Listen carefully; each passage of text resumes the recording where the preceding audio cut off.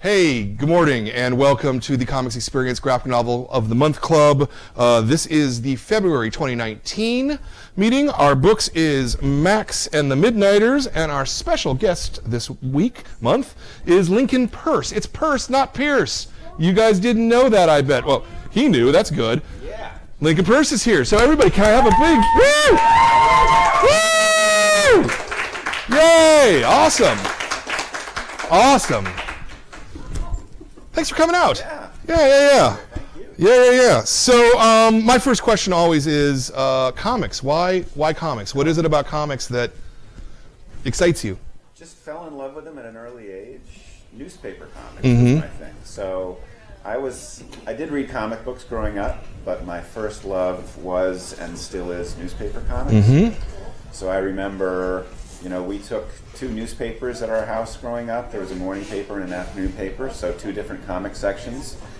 And I read them every day. I read the ones I liked, the ones I didn't like. I read them all. And then I discovered, back then there were really cheap, affordable Peanuts collections you could literally buy for 50 cents each. And I amassed a huge collection of those. So Peanuts was, for me, and I think for almost any cartoonist my age, they almost always bring up Peanuts and how sort of integral it was to their development as a cartoonist, and that was definitely the case for me. Yeah. Did you go to school to study art? I went to college. I went to a liberal arts college called Colby College in Maine, and I thought I was going to be a chemistry major. And I got there, and I was signed up for several different classes, and as it turned out, one of them I sort of tested out of, so I didn't need to take that class anymore. And I said, well, what can I fill this up with? And I chose an art class. And I had never taken art classes in high school because they were always just sort of drawing still lives and things that didn't seem all that interesting to me, and I just wanted to write and draw comics. But when I got into college, I took a couple of art classes, and I decided to be an art major. Okay. So, and I did a comic strip for my college newspaper. Okay. Just a weekly, but that was my first experience having a regularly occurring comic strip in a publication, having to meet a deadline and so on and so forth. Yeah. And then where did you go from there, comics-wise? Comics-wise, I went to graduate school to get my Master of Fine Arts degree, but I was still doing comics on the side. So I was studying drawing and painting. I was at Brooklyn College, Brooklyn, New York, and all the graduate students had little studios on campus, and every so often one of your professors would come in and do a critique of your work. So in my little sort of cubicle area, it was just these whitewashed Homosote walls that you could tack stuff into and whatnot. And I drew comics on my wall. And I had drawn this comic board game about art and being an artist. And it was sort of a jokey board game because the way it worked is there was no way to win the game. Right. And so one of my professors came in one time, and he looked at all my paintings and drawings on the wall, but he also looked at this comic that I had drawn on the wall. And then after a while, he said, well, something along the lines of, your drawings and paintings are fine, they're good, but what I really like is this comic that you drew on the wall. Okay. And I said, oh yeah, that's my favorite thing too. And so I did get my Master of Fine Arts degree, but my real aspiration was to do the comics. So I was always doing the comics on the side, and I had started submitting comic strips for syndication when I was 18. And I had read somewhere along the line that my hero, Charles Schulz, who did the comic strip Peanuts, that he had gotten Peanuts syndicated when he was 25 years old. So that was my goal. I said, by the time I'm 25, I want to get a comic strip syndicated. And I almost made it. I was, I think, 26. And I got Big Nate So Big Nate started as a syndicated comic strip, which it still is. So kids who have only discovered Big Nate in the last couple of years through the collections of comics or the novels, you know, he's relatively new to them, and when I tell them he's been around for 28 years, sure, you know, they're like, what? Yeah. So, yeah. 28 years ago was a very different time in newspapers and syndication. Absolutely. Probably no one could have that career path again, yeah, of launching a new series today. Yeah, I mean, it's really rare now that syndicates even launch something new. Yeah. Back then, you know, the early 90s, late 80s, early 90s, even into the mid 90s, was the peak of newspaper circulation. Yeah. And the internet hadn't come along yet. And so back then, syndicates, which are these companies that basically publish comic strips, they all would roll out 3 or 4 new ones a year. And now, I don't know. I mean, maybe one. You know, they're constantly putting stuff online. Right. Like the biggest archive of newspaper comics is called GoComics.com. So they're constantly adding stuff online, but it's very rare now that they will actually debut a comic strip in syndication and try to sell it to newspapers. Right. So yeah, I mean, there are still, if I do an event at a bookstore or something like that, every so often, still someone will come up to me, an adult will come up to me who's an aspiring cartoonist and say, how do I get syndicated? And it's sort of heartbreaking to tell them, you know, that opportunity has almost disappeared. Yeah. You know. Yeah. Yeah, I mean the comics pages are shrinking. You know, I don't think that San Francisco newspapers even have comics anymore at all, right? Oh, do they? Okay. In Datebook, okay, yeah. Yeah, you know, so I've read, my whole life I've read the newspaper, the Boston Globe, and just in the last probably 5 years, it's gone from having 36 comics, it went from 36 to 28 to 24 to 18 to 12. Yeah. And recently, when they cut from 18 to 12, you know, they got so much blowback from readers that they actually brought back a couple, but they're still at maybe 15. Yeah. And it's just a shadow of what it once was. Yeah.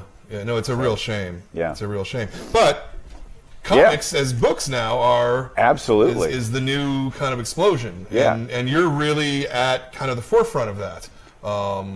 My timing was really fortuitous on that because, you know, I had done Big Nate as a comic strip for about 18 years, and yet it was not widely known. It was sort of, I would say, a moderate success. But if you walk down the street of San Francisco or Chicago or something and you just stopped some random people and said, have you ever heard of Big Nate? They would have said no. And then I got the chance with HarperCollins to write these Big Nate novels, which, you know, some people in the industry call them hybrids, which I think is a good word. You know, they're this combination of text and comics. And the first one came out in 2010, and it really, all of a sudden, because kids generally don't read newspapers. Sure. So if they're going to discover a comic strip or comic characters, it's generally going to be through books or television or whatever. And so kids found out about Big Nate from these HarperCollins novels, and those became popular. And then my syndicate said, well, we can start putting out collections now of Big Nate comics. You know, you have this archive going back to 1991 of so many comics. And so now Anders McNeil Publishing has been putting out these Big Nate collections for a number of years, and those also do well. So yeah, I've been really lucky. Yeah. No, that's fantastic. And then now we have Max and the Midknights. Yeah. Which is a new thing. That's really cool. So, because you've been doing Big Nate for so long, was it challenging to you, or were you like really anxious to get to something new? It was both. It was challenging because the Big Nate characters I've been doing for so long. I know the characters so well. And that world that, you know, I have created in the comic strip is so familiar to me that writing the books was really just sort of an amplification of things that I had been doing all along. This was all new characters and all new storyline. I had to teach myself how to draw the characters and draw them consistently. I had to invent the characters, design them, how they looked. I had to do a little bit of research into medieval times because, you know, the book takes place in the Middle Ages, just in terms of, you know, costumes, architecture, things like that.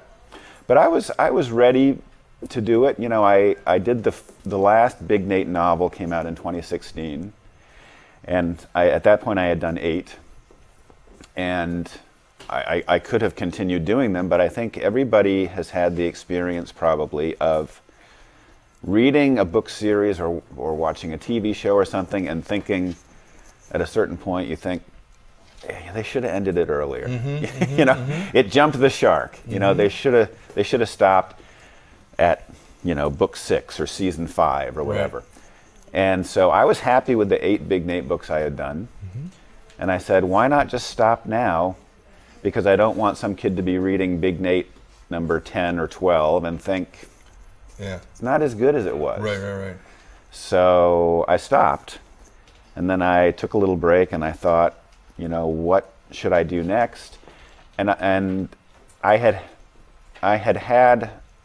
you know, over the years, different ideas here and there. And sometimes I thought, oh, that would make a good TV show, or that would make a good book, or whatever. And I'd sort of jot some things out, draw some things out, and then just sort of put them in a drawer. So I went through this drawer of mine, looking at some of the things I had sort of written out over the years. And one of them was a Sword in the Stone spoof. And it was actually called King Conrad. And the main character was this little boy. And so I found that, I dusted it off, and the Sword in the Spoof idea didn't intrigue me so much anymore when I saw it, but the whole medieval times thing did.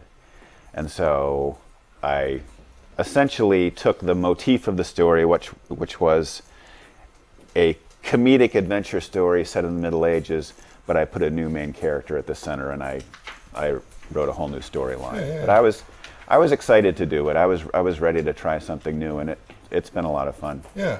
So I'm really curious about these hybrid books and the process of doing them, because they're not just novels and they're not just comics. And I understand how novels are written and I understand how comics are written. But I guess my question is like, what's the process of doing this? Do you start writing in prose and then are you thumbnailing in the comics? Let's look at some materials.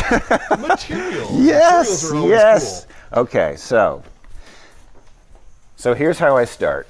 I have, and I'll pass some of this stuff around and you guys can sort of look at it while we're talking. But I have little sketchbooks. And so in these little sketchbooks, which I can't oftentimes even read them myself, but so I write out in longhand, you know, little bits of text, little bits of dialogue. I start writing the stories, and I'll make little indications whether this bit of dialogue, is it going to be in a speech bubble, is it just going to be text? But I'm not really writing the book yet. I'm not actually making drawings. There are drawings in here, but they just tend to be doodles. So this is step 1 in the process. So I'm going to ask one of these youngsters, come up here, grab this book, and you can sort of like pass it around. Come on up. So you can just pass that around. Yeah, everybody take, 2 minutes with it. Take a couple minutes with it, pass it around. Then the next step, this is my incredibly low-tech process. You know, I have so many friends tell me, like, you got to get an iPad, you got to do this stuff in, this software or that software. I haven't made that leap yet, but so this is the next step, where I have a laptop. On laptop I have Microsoft Word, and I type out the text and I leave spaces for art. Okay. So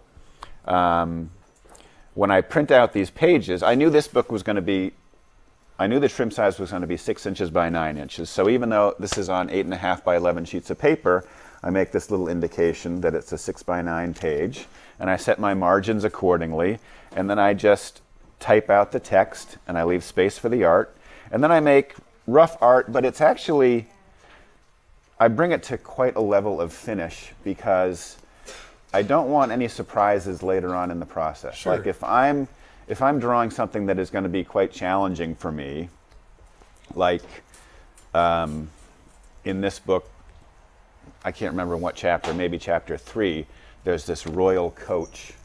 This king arrives and there's this royal coach. And I wanted to, in the roughs, do a pretty detailed drawing of this royal coach because I didn't want to just assume, yeah, I'll be able to draw a royal coach, and then find out later on when I'm doing finished art, actually I can't draw a royal coach. Right. What am I? So I do the finished drawings. You know, they're not elaborate, but they're detailed enough that I have a really quite good idea of what the finished art is going to look like. So this is chapter 1. So I'm going to ask another youngster, you, come on up, and you guys can sort of look at that.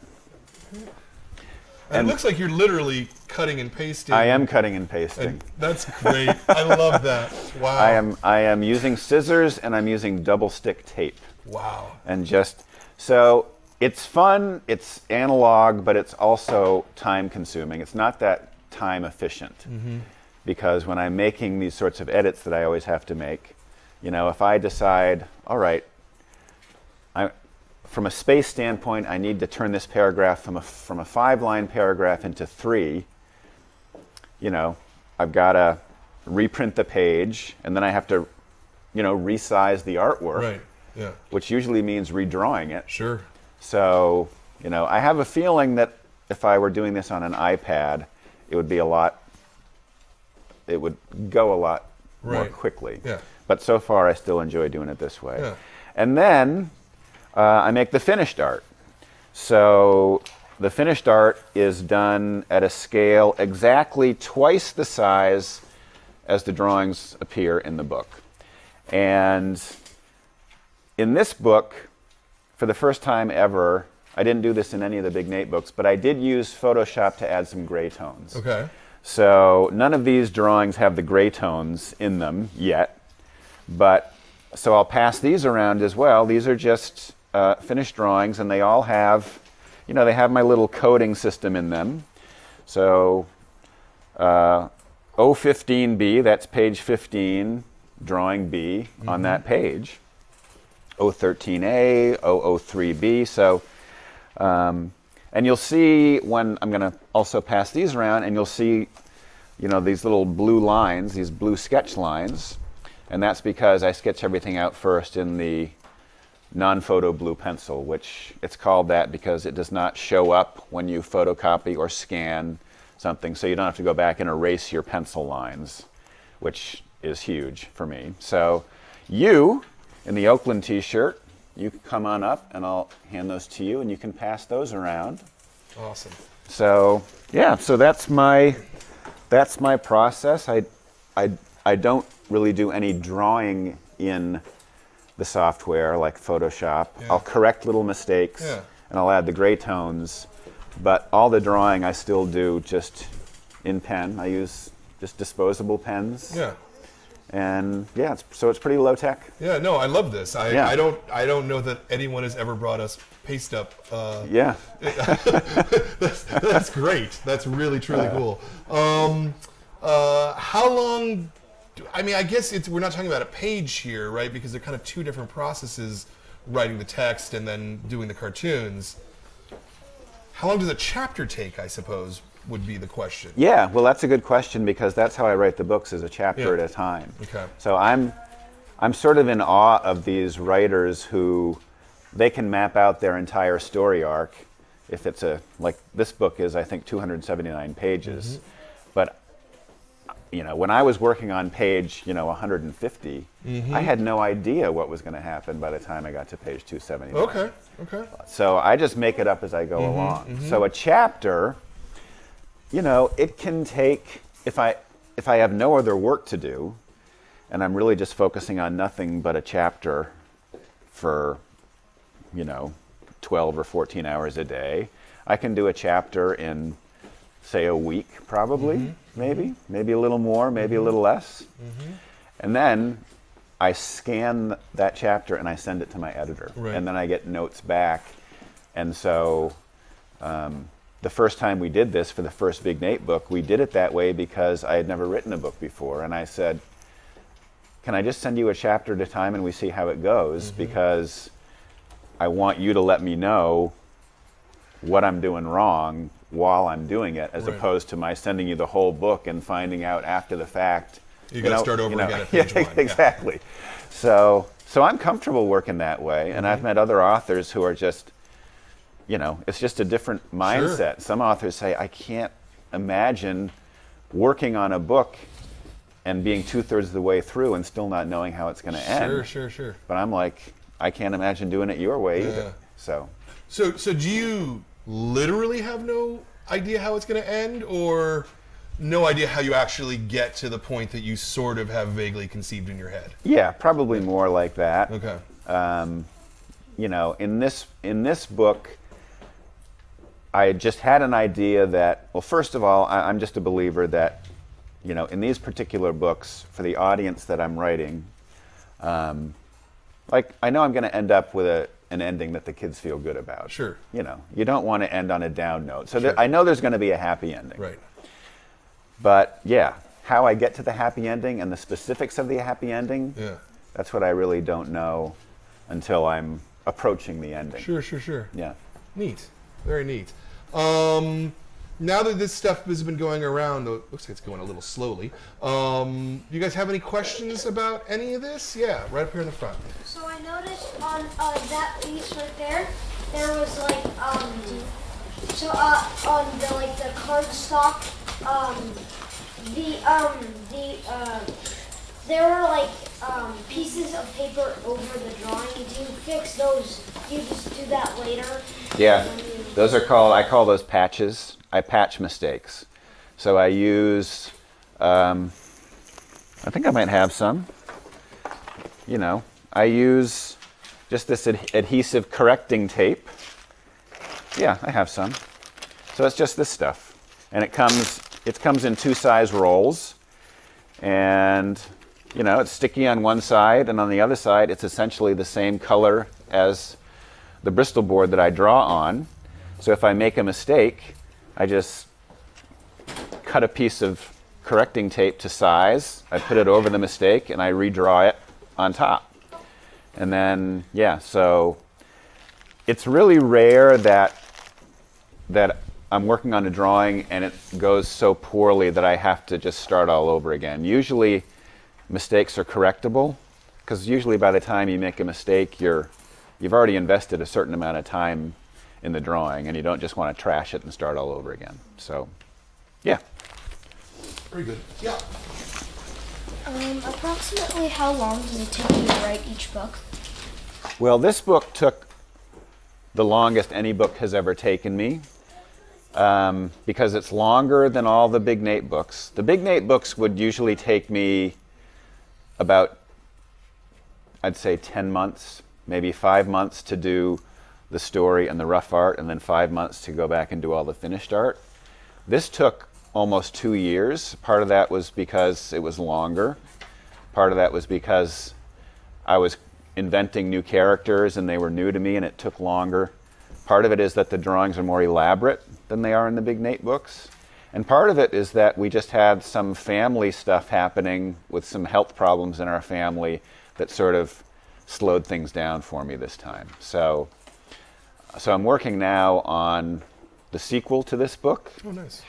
And it's not going to take me 2 years, but I think it will take me a little, over a year.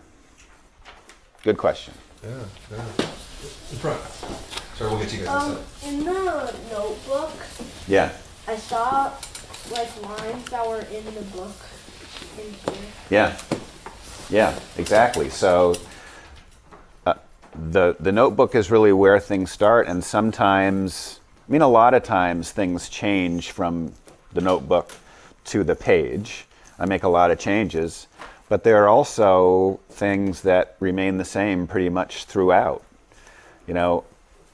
I pretty much had the opening line of Max and the Midknights. I had it in my head for a long time before I really started, and it stayed that way the whole time. I didn't make any changes, but a lot of times I make really significant changes.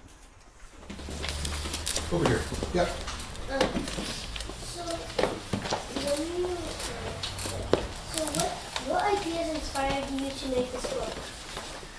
So, I've just always really liked like comedic adventure stories. I like the combination of action and comedy together.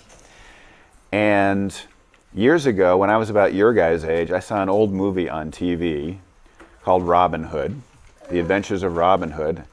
And I think it was made in 1939. It starred Errol Flynn and Olivia de Havilland.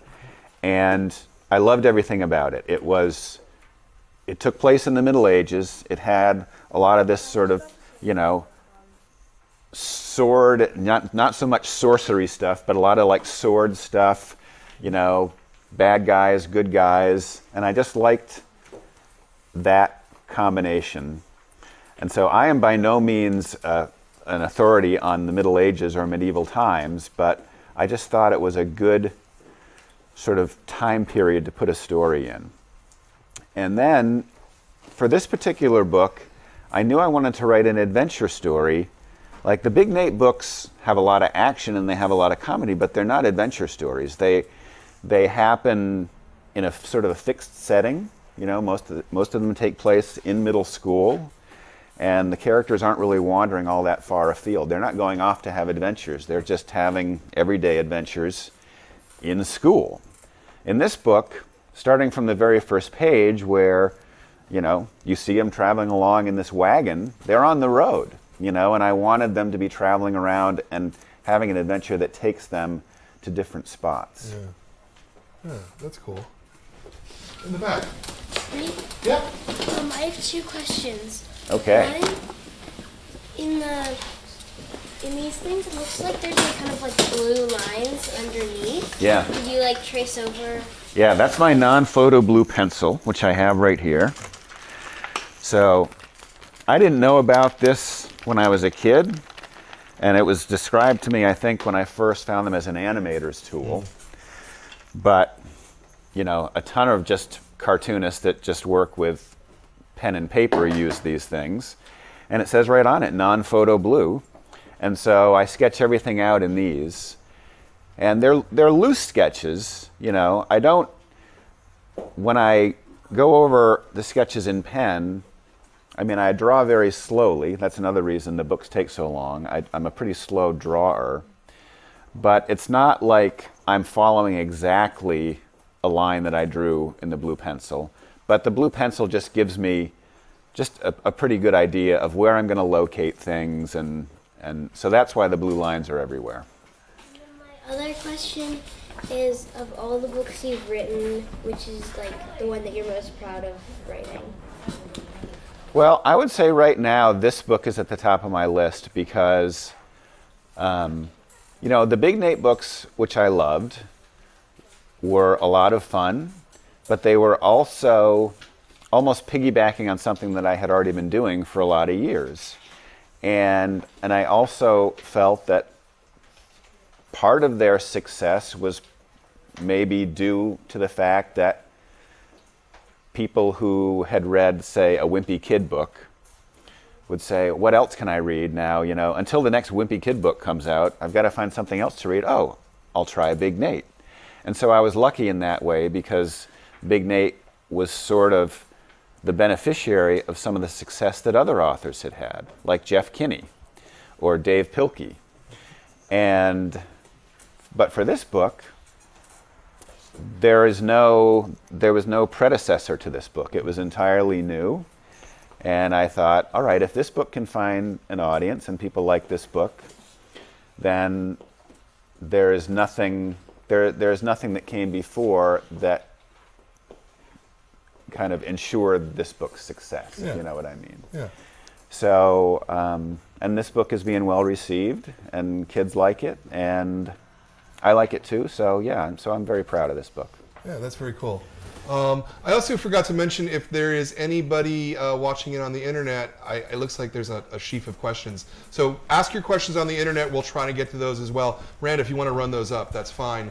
In the back row. I noticed that two of the characters in Max and the Midnights, Max took two of the characters sort of like with Ghastly. He sort of looks like Randy. Mm. And Yeah, so did you mean that to happen? I think it's inevitable when it happens because different cartoonists have different drawing styles, and I definitely have a drawing style. So I tend to draw characters that look somewhat similar to one another across many different platforms, if you will. So there's a character in Max and the Midnights. The adult character of Max and the Midnights is King Conrad. And some kids have said, King Conrad looks like a grown-up Chad. Chad is a character from Big Nate. And I say, yeah, you're right. He does look like Chad because I drew them both. I drew Chad and I drew King Conrad. And so I think it's inevitable that there's going to be some crossover and characters will sort of hearken back to characters I have drawn before. Very observant. Very observant. I think in a lot of ways, cartoonist art styles are like fingerprints. You know. Yeah.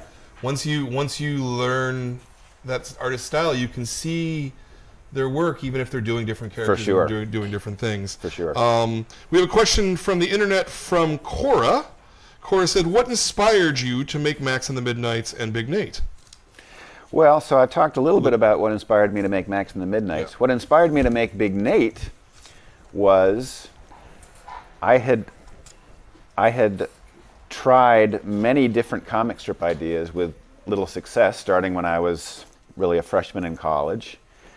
And there were some really lousy ideas in there. There was, I would try a comic strip that was set in a zoo where the characters were animals. And I remember doing a comic strip that the main character was like a high school gym teacher. And none of them really went anywhere.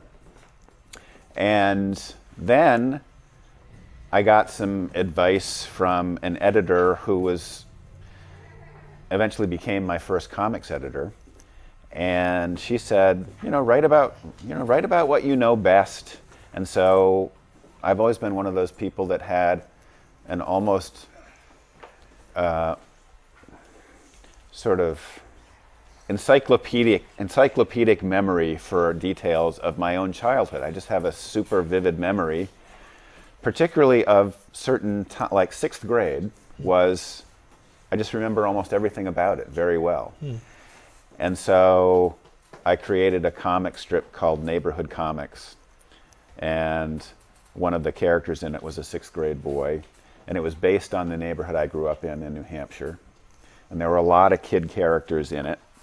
And I sent that in, and that became sort of the precursor to Big Nate. Because the editor wrote back and said, pick one character to build the strip around instead of having this big ensemble. Yeah. So I picked Nate, this character Nate. Mm-hmm. And I tweaked the way he looked several times. I tweaked his personality somewhat, and I renamed it Big Nate, and that was sort of how Big Nate got going. Oh, very cool. Yeah. Very cool. You have not asked a question. Why did you choose Max to be a girl? Why did I choose Max to be a girl? That's like the big reveal of the book. So there are a couple reasons. One goes back to, I did an event at a bookstore after I had written maybe 2 or 3 of the Big Nate novels, and I was taking questions from the kids. And a girl, probably 9 or 10 years old, raised her hand and asked this question: why are all of the girls in your book so annoying? And she was right in that the books are written from the perspective of a 6th grade boy, and Nate is sort of immature. And so at that point, it was true that the female characters in Big Nate's world were either really annoying to Nate, like Mrs. Godfrey, his teacher, or his sister Ellen, or Gina, this girl that really annoys him, or they were sort of crush objects, girls that he would get crushes on, like Jenny, or he's had a couple of different girlfriends over the course of the strip. But there was really no character that was just a girl who was sort of just a friend of Nate's. So I thought this young lady had a point that, okay, I needed to create a girl character. So I did. I created a character in the 4th Big Nate novel called Dee Dee. And she became a very popular character because Nate at first thinks she's annoying, but then over the course of the book realizes she's true blue, she's a good friend.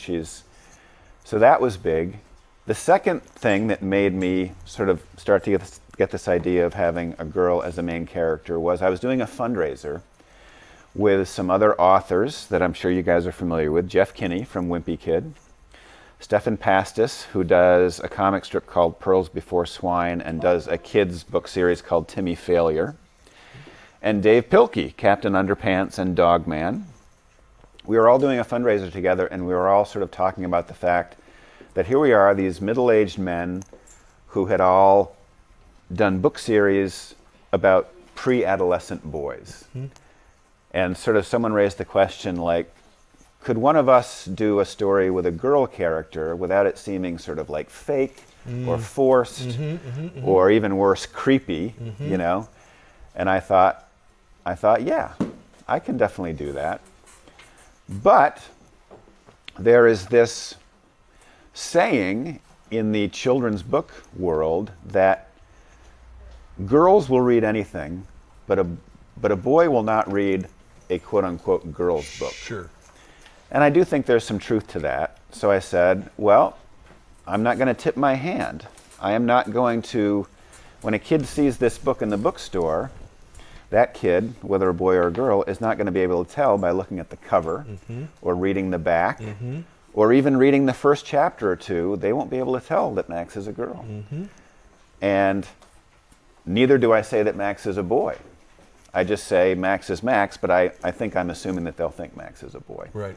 And then at the end of chapter 3, you find out Max is a girl. And I thought that was a good way to approach it because I wanted boys and girls to be sort of intrigued by the book.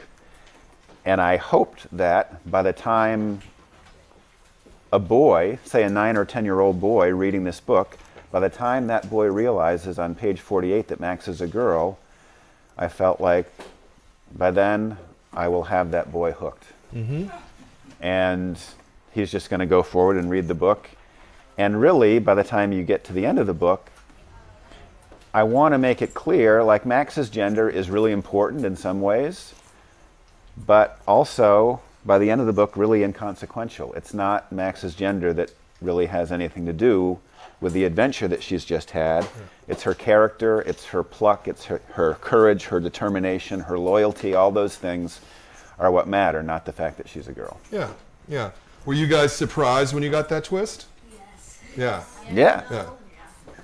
But like in a good way, right? It wasn't like, yeah, that's very cool. I just want to say, Trixie, we just answered your questions. That was, both of your questions were just back to back there. So I'm not going to ask that one on here, but ask another one because that was a good question. And then we have from Henry with an I like that. What other comics besides Big Nate and Max have you made?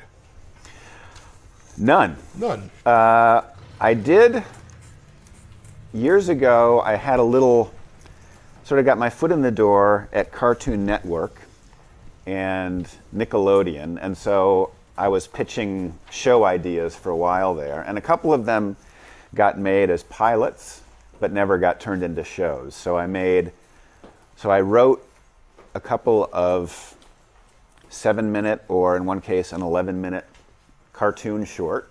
That was like an entirely new experience for me. And one was called Uncle Gus, and the other was called Super John Doe Jr., who was a kid who was the son of a superhero named Super John Doe. And Super John Doe Jr.'s frustration is that because his dad married a mortal woman, he does not have any of his dad's superpowers. And so those sort of got a little bit down the path of going somewhere, but ultimately did not. I did some shorts for Cartoon Network. They were just 2-minute shorts that I wrote called The Brothers Pissed Off, and they were these angry Russian dogs. And I still think those were some of the funniest things I've ever written. They were part of a short-lived show on Cartoon Network called Sunday Pants. Okay. And the show, I think, lasted literally like 6 weeks. But other than that, I've been pretty much occupied with Big Nate for almost all my career. And I'm still occupied with Big Nate, even though I'm working on a Max and the Midnights sequel. I still do the Big Nate comic strip every day. Wow. Yeah. How long does it take you to do a strip every day? Well, I tend to do them in chunks. So if I'm going good, I can do like a week's worth of Big Nate in maybe 2 days, 2.5 days, or 3 days, somewhere in there. And then that leaves me 4 other days in the week that I can work on whatever book I'm working on. Mm-hmm. So.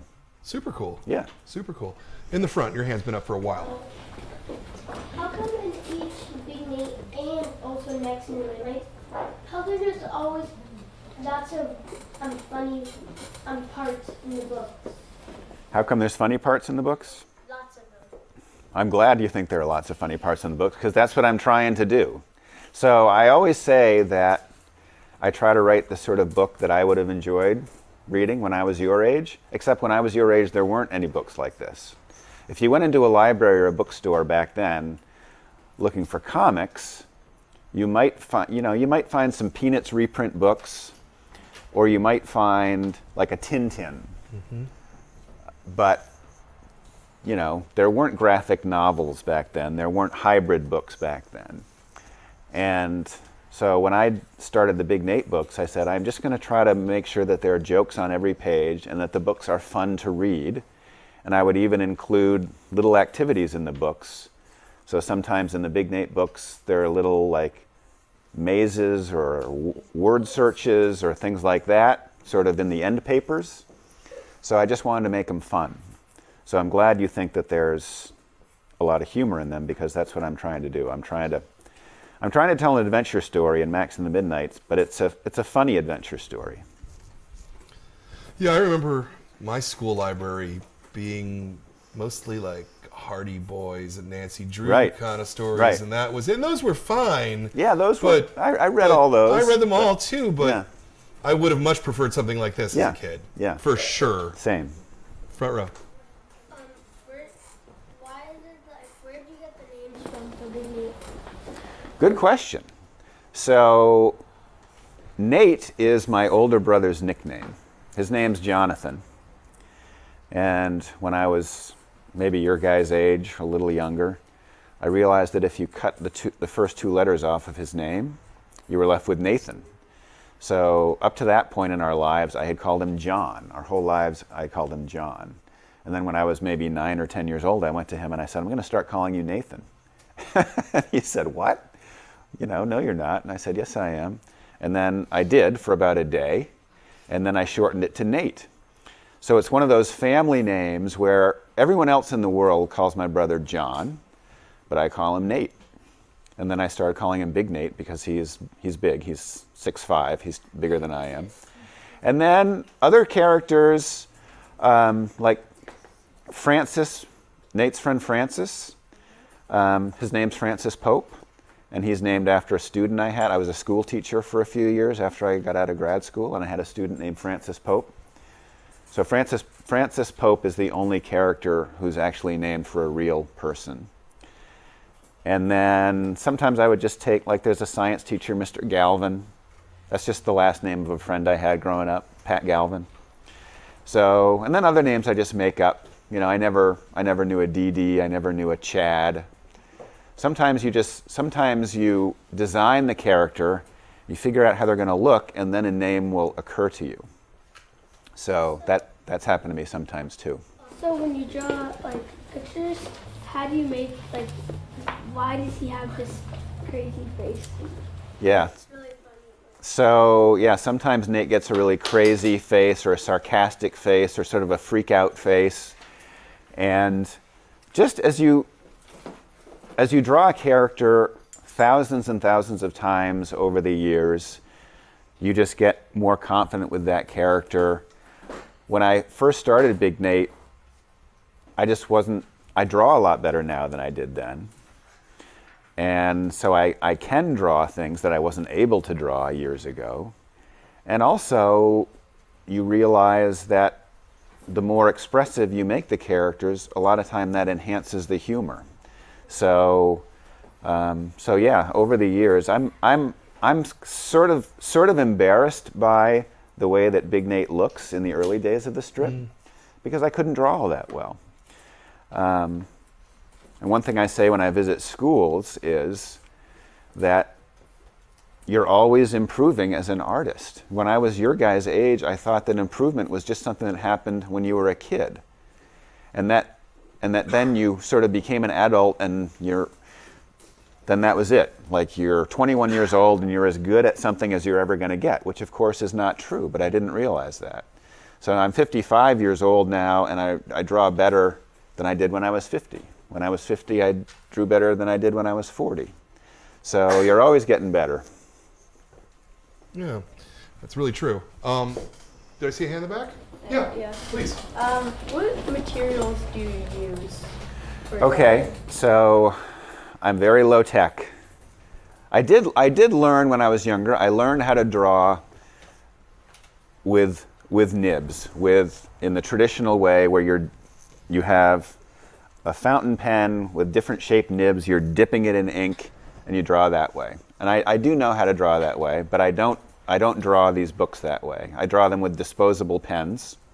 So I do my sketching with my non-photo blue pencil, and then I have my Staedtler pigment liners. So this to me is the best drawing pen there is. They're made by this German company, Staedtler. And I have them color-coded because they come in different thicknesses. So this is 0.7. I put a little blue rubber band on it, and that's what I use for all my lettering. And then 0.5 with a red rubber band. I use that for most of the drawing of the actual characters and the backgrounds. And then yellow is 0.3. I use that for finer work. And then they even have a tinier one. They have a 0.1. They have a 0.05, which if you're doing like really tiny cross-hatching or something like that, I'll use those. And then for larger areas, I'll just use a Sharpie. So yeah, it's pretty low tech. Yeah, I mean, it sounds to me like your whole drawing ensemble is like $50 or something like that. It's all right there in that bag. That's pretty amazing, and you can draw anywhere. Yeah. Too like that. That's Yeah. pretty great. Oh yeah, over here, please. In one comic strip, there was in Big Nate, there was a comic strip that was like Nate was saying that like I'm writing with the pen or pencil that's too thin, so then that part of the drawing was Oh yeah, yeah, I remember that one. That was almost like a breaking the fourth wall thing, because I was. It's one of the only times in the strip where I sort of made reference to the fact that Nate is actually a cartoon character, that he's not, an actual person. And so I experimented with drawing Nate with like a super thin pen and a super thick pen, and I had that be part of the gag. But that's the only time I've ever done that. In the back. The multicolor sweater. Yeah. So, you said that you had like your idea for this book written in like a big drawer, but do you remember when you first, like when you had written the thing that you found in the drawer? Yeah, probably around 2000 or so, like almost 20 years ago. Wow. Yeah. Wow. Yeah. It shows the value of keeping your old ideas, because you can use them a lot of Absolutely. Yeah. I always say when I do school visits, I encourage kids, like, hang on to your drawings. I have so few drawings that I did when I was your guys' age. I wish I had saved more of them, but they sort of get lost, and set aside, whatever. And I only have a very few examples of things that I did. I was drawing all the time back then, but I probably have like less than 1% of what I did at that age. My son's 15 now, and he's like insisting that I throw it all away, and I'm stashing like good job, 10% Dad. of it, Good job. just for the Yeah. because I know that 15 more years from now, he's going to be like, oh my gosh, that's so great. Yeah. Yeah. Very good. Do you guys have any other questions? Yeah. Why do you have like Big Nate like always get in trouble and have detentions? Because, so I'm going to quote my hero, Charles Schulz, because he was asked many times in his life, why can't you ever let Charlie Brown kick the football? Why can't Charlie Brown ever win a baseball game? And his answer was, because losing is funnier than winning. And he's totally right. Nobody wants to read a comic strip or a book or a story about somebody who wins all the time, who gets an A on every test, who wins every game, who's the hero all the time. Failure is more funny. Conflict is more funny. So if Nate got along well with every teacher and he got an A on every test, then his life would be so boring. So that's why Nate always has detention. That's why he's always getting in trouble. That's why he sort of underachieves in school or has conflict with teachers or other kids, is because it's so much more fun to write about. Big Nate would have ended as a comic strip after probably like a matter of weeks if I was just doing a comic strip about a kid who was good at everything. Mm-hmm. So yeah, I think Charles Schulz was right. Now, Big Nate is not like Charlie Brown. Charlie Brown literally never had any success. And I think Charles Schulz did that to perfection. So you don't want to create a character who's essentially doing what Charles Schulz has already done to perfection. So that's why Nate, yeah, he has conflict and he has disappointments and he gets detentions, but he does have his share of triumphs too. You got to mix in the occasional A with the C minuses, So. Yeah, makes sense to me. I think we're pretty close to running out of time here, so let's end with, do you have any recommendations or tips for kids who are either here or watching this at home, maybe even watching this 10 years from now? Yeah. They want to be an artist, they want to do cartoons. What would be your suggestions and recommendations to them? So I'll make a recommendation about writing and also one about drawing. I think, kids don't necessarily want to hear this, but it's to tell stories, like to write graphic novels. It's much more important to be a good writer than it is to be a good artist. The story is the foundation, that's the bedrock of what it is you're trying to do.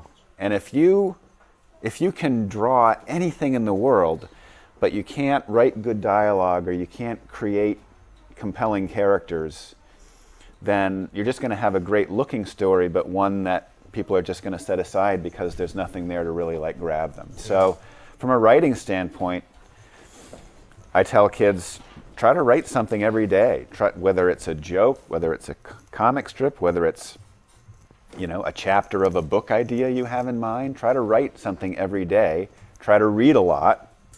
You absorb a lot about good writing from reading good writing. From an art standpoint, I tell kids, try to draw things that you're not comfortable drawing. So one of my limitations as an artist stems from the fact that when I was a kid, I only wanted to draw stuff that I could draw well.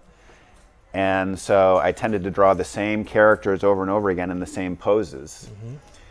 And then, but if I found myself in a situation where, like, I had to draw a character on a bicycle, or I had to draw a character lying in bed or something, those weren't things I had ever practiced before. Right. So I tell kids, try to draw things that, chances are, you're going to want to tell a story where someone is, let's say, eating food. Do you know how to draw someone eating food? Do you know how to draw someone holding a glass of water and drinking it? These are things that they're going to come up. They're going to come up, and you're going to have to figure out how to draw them. So start now.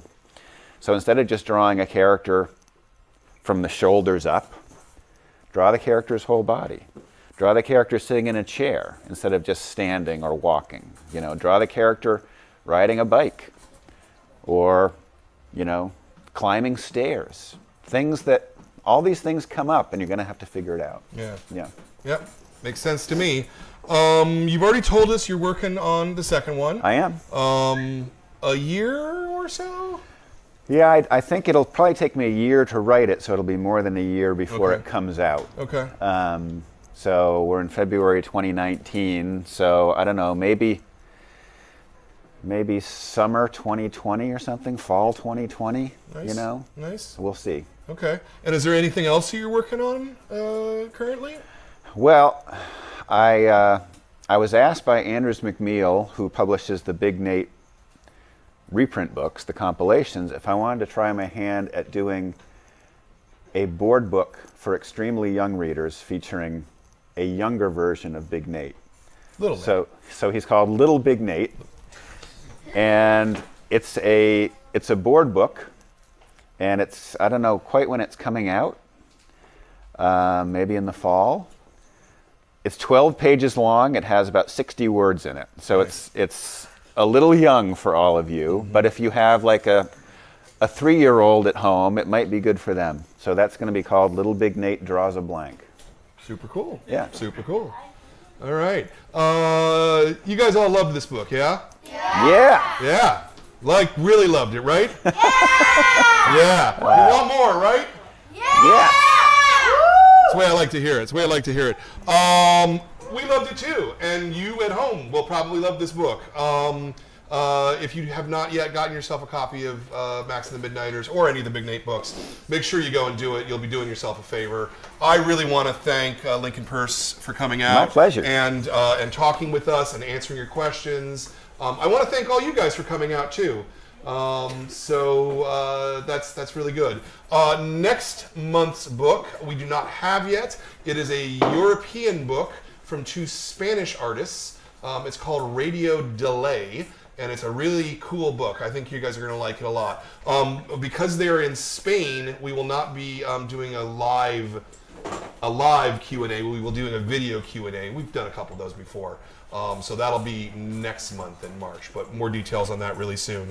Other than that, I want to thank everybody. I want to thank Jordan and Sam for running the show and taking care of us. I want to thank our sponsors at The Beat, who I didn't mention at the top, best comic book news website. And I will see you guys all next month for yet another wonderful graphic novel from the Comics Experience Graphic Novel of the Month.